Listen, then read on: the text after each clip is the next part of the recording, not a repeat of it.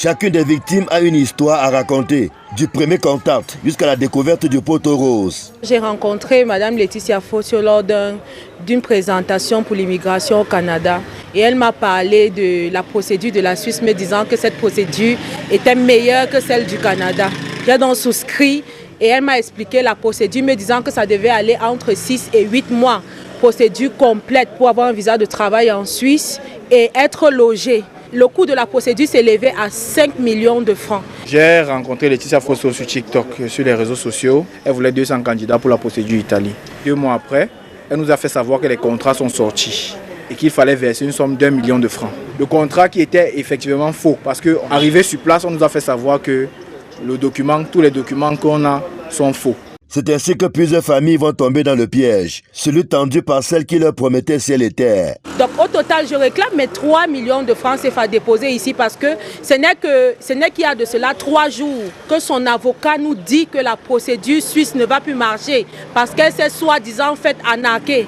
Madame Laetitia Fossio me doit 3 millions de francs CFA. Madame Laetitia me doit 1 150 000. Laetitia Fossio me doit 3 millions de francs CFA.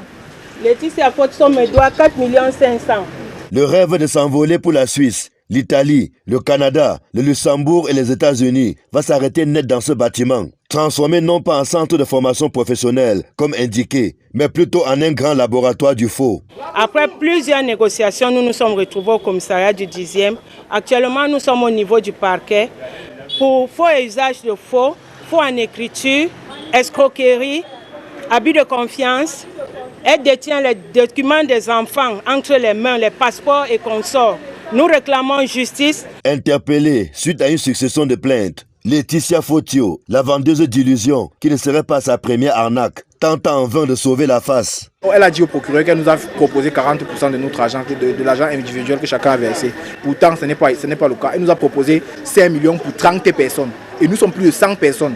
Parce que jusqu'à aujourd'hui, les plaintes continuent d'affluer. C'est comme ça qu'on a décidé de créer le groupe pour essayer d'avoir gain de cause. Et on sait que Mme Laetitia Fossio a les longs bras. Parce que son mari a déclaré qu'il a les bras longs et qu'il mangera notre argent. Il a dit cela au commissariat du 10e.